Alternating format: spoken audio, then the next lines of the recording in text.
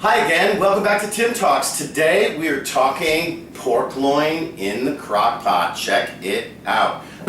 What I've got here is a great big old, it's about 6 pounds of pork loin over here. We're going to deal with that in just a minute. And I've got my crock pot right here, and I've got some vegetables to make a nice base for a gravy. Here we've got 2 stalks of celery. We've got a nice tomato from my garden that's a little too ugly to serve on a sandwich. I've got a head of garlic that I'm going to show you how to slice in a minute. A couple of carrots that I've scrubbed but not peeled. You want to preserve the outside of the carrots, got a lot of nutrients. And also here's an onion that I've also washed. I've cut the root end off of it to keep it clean. And but I'm going to keep the peel on it, as you're going to see. What I'm going to do with these vegetables is just use them to flavor the sauce. I'm going to strain them out at the end so they don't have to be pretty. And things like having the peel of the onion, which has a lot of flavor in it, it can go in there without a lot of fuss. Here I'm just going to simply cut this onion in half through the root, turn it over, cut it in half again, and put it into nice big chunks that are going to go in the bottom of my crock pot here. Oops. Get the peel in there. Kind of a funny thing using the peel, isn't it? Anyway, again, big chunks are fine. This is going to be in there for 3 or 4 hours, if not a little longer. So we're just going to stick it in there. The garlic, if you're worried about having to peel and crush and all of this garlic, don't worry about it. I'm just going to slice the whole head in half through all the cloves and drop it in there. It doesn't have to be evenly distributed. It will all, of course, season the meat as we go along. The tomato, also not going to be delicate with it. Nobody cares. I'm going to cut it into quarters, throw it in. The celery, we just want the pieces to be small enough for them to render enough delicious juice to flavor our sauce. So here, I'm just going to cut through each one once this way, and then I'm going to cut relatively big chunks. And again, all of these are going to go in the end. I like to keep the leaves on the celery. They have a lot of flavor, and they're beautiful. And again, why throw them away since they're everything we want out of a vegetable for a stock. And here I've got my carrots. These, what I like to do is cut them in a nice big dice. So I'm going to cut them in half this way, through the core. Turn them out like that so they have a nice stable flat surface, right? And I don't want to take all day doing it.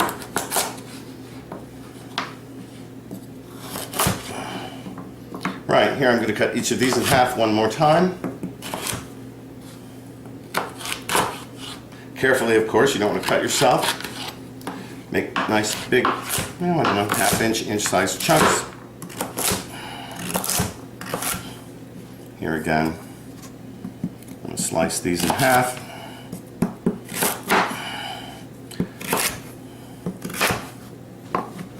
Again, we just want them to be of a size that will render all the delicious carrot flavor out of the stock in the next 3 or 4 hours. So we don't need to really worry about it too much. Toss them in. I just put these on the bottom. That's the best way to flavor the meat with them.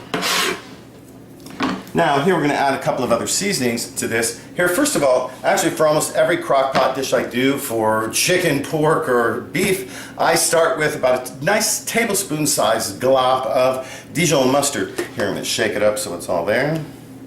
Just right in there. I'm not going to measure these things at all. I'm going to just make a little bit of a mess with my mustard. Let me rinse that off my finger.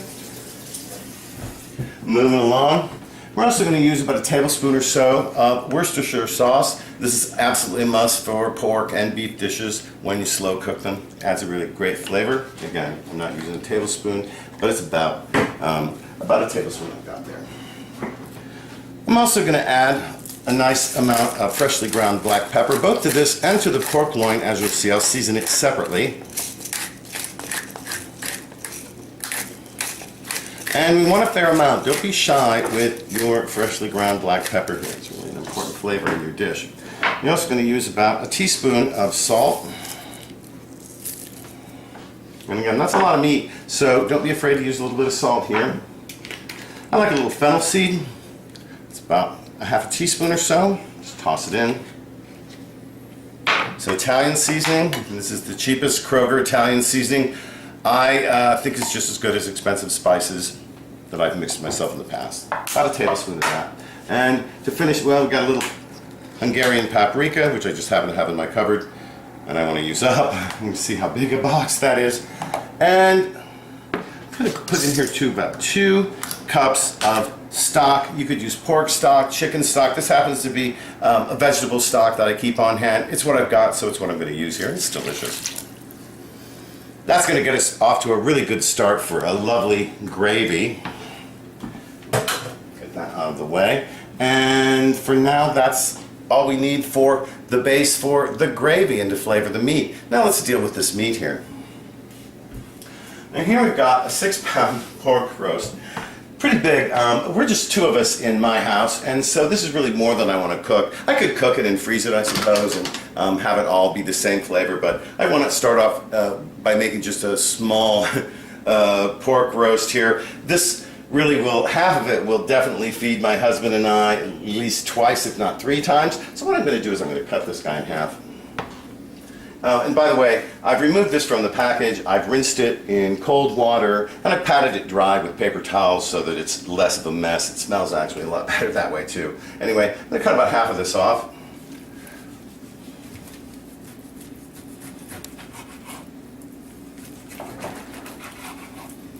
And this half right here, I'm going to put in a freezer bag. This is a vacuum sealed freezer bag. Just gonna stick it in there, and I'm going to put it in the freezer for 5 or 6 hours or overnight, and then I'm going to bring it back out and vacuum seal it so it'll be really beautiful and fresh for when I want to use it weeks, if not a couple of months from now. And I'm going to set that aside for the moment. This other part, I'm going to brown it on all sides first before I put it in the crock pot. This is important because it's going to add a lot of flavor to the gravy that you're preparing. It's also going to make the meat nice and juicy and tender and lovely. Let's have a little bit of a look at that. Over here I've got a pan. Well, first I'm going to rinse my hands a little bit. I've got a pan that's heating up here to a pretty medium-high heat. I'm actually going to turn that up now a little bit. We want the pan to be nice and hot because what we want is for the meat, when we put it on there, to sear quickly. This isn't a difficult process, but you do have to, if you're not used to cooking in this way, you're going to want to put your seatbelt on a little bit and just be brave and let it sizzle away. It's going to make a bit of a grease mess. We're going to have a lot of splattering. That's okay. We'll just clean it up later. It's not a big deal. This is the way it's going to taste best.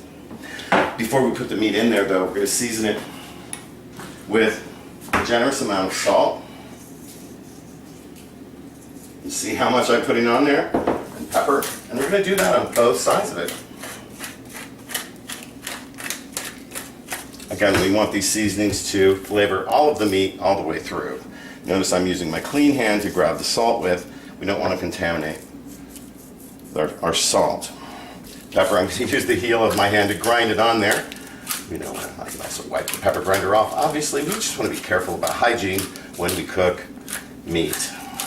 And everything else, of course, but meat is especially one of those things you want to be careful with. Now, over here in my pan, which has been heating for about 3.5, 4 minutes, I'm going to put a nice little amount of extra virgin olive oil. This beautiful, lovely, fruity olive oil from Spain. And I'm going to take my pork loin, I'm going to put it fat side down into the, you see how it's sizzling here? You got kind of see the waves of heat? That's about how hot we have it. I can also smell the fruitiness of the olive oil. And you can hear that sizzle? That's the sound you want when you're browning meat to get ready for the crock pot. It's going to take me 8 to 10 minutes to brown this on each side, and so I'm going to let you go and come back when the roast is completely browned, and then we'll pick up on the recipe from there. Okay, we're back. It's been probably about 8 to 10 minutes, and I've been browning it on each side. And if you just come in so we could see closely what I mean by browning it on every side, notice here, got a nice brown coating on bottom, top, and even on the ends. And I use my tongs actually to hold it up on the ends when I want to brown a certain part of it, right? Like this, a little awkward, but you're just going to stand there for a couple of minutes until it gets brown enough to suit you.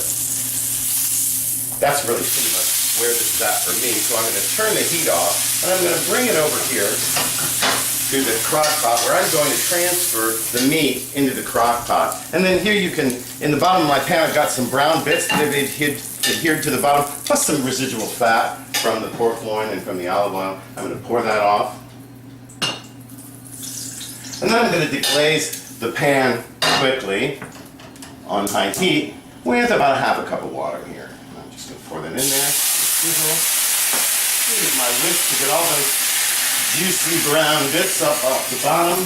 And we're going to toss that right in there with everything else. There we go. There we go. Okay.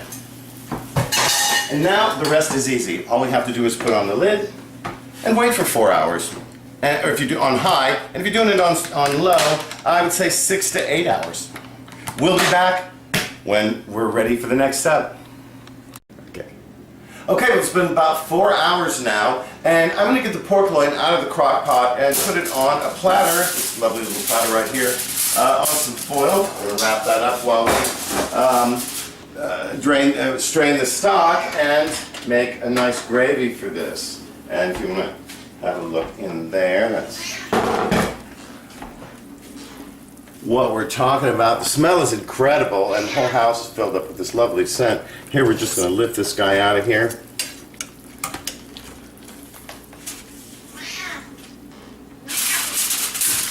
Onto the platter, quickly covered up with a little bit of foil. And there you have it for that. End of story for the pork loin. But as for the stock over here, that's a different matter altogether. Here what I've got is a big 8-cup Pyrex measuring cup with a strainer that we're going to put in there. These are my hot pads, which are right here handy. And as I mentioned before, we're not going to eat the vegetables in here because really they've done their job, and these are some pretty tired, mushy vegetables that haven't got much going on for them still. So we're just going to use the beautiful juices and discard the vegetables. Over here. Okay. Unplug the. Here we go. You can see that beautiful, beautiful dark stock. We have that. We're just going to drain those out for a moment. Put them over here until I can discard them when they're cool. And then I'm going to transfer this into a saucepan and put it under a medium-high heat here. And in the meantime, what I've got here is, well, what I had in the house was tapioca starch, so I'm using that instead of cornstarch. You could use that. I've got 2 tablespoons of tapioca starch, or 3 tablespoons of tapioca starch, and 1 teaspoon of xanthum gum, and that's going to tighten up our stock over here and make a gravy out of it. I'm avoiding using grains right now because we're on the keto diet, and so I'm going to make a slurry out of this by adding a couple of tablespoons of water to it and stirring it with my whisk. While my cat screams for pork down there, that's my Superfly boy, he's a little cutie, and he will get his, but after we make this gravy.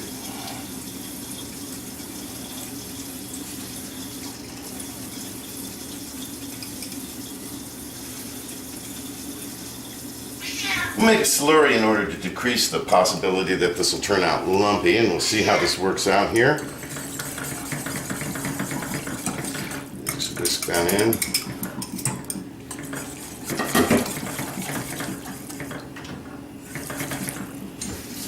And rinse my hand off while I'm over here. Okay. As this heats up, it should thicken.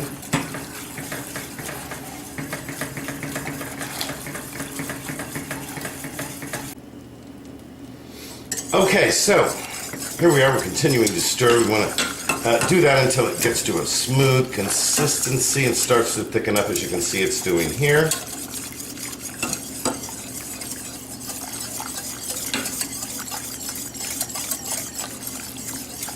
So maybe we can thicken it up just a little bit more.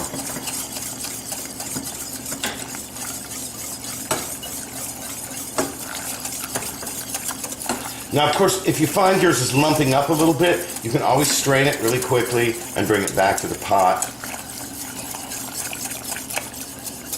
Nothing is unfixable. You could also, of course, make a traditional gravy by melting 2 tablespoons of butter and then using 2 tablespoons of flour and making a roux, cooking that for about a minute or so, and then adding the hot broth to it and whisking like this until it thickens up into a nice gravy. And here, as you can see, now it's starting to really come to a big boil. That's about the thickness I want for a nice little gravy. I'll give it a little taste check for seasoning.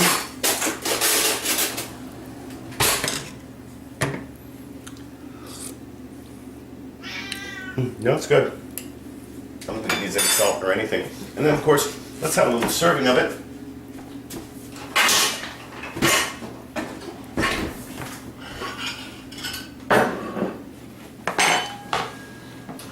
Clear things off just a little bit for that.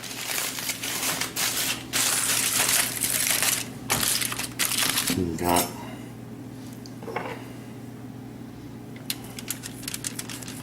I'll just have a little slice. I'll be having this for dinner in just a little while. You see, it looks very nicely done over here. Wrap this back up quickly.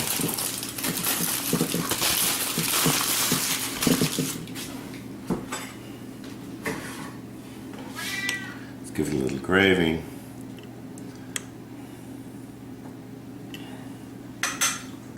On the keto diet, you sometimes have to be satisfied with thin gravy, right? It'd be nice to cut this with. There's this one right here.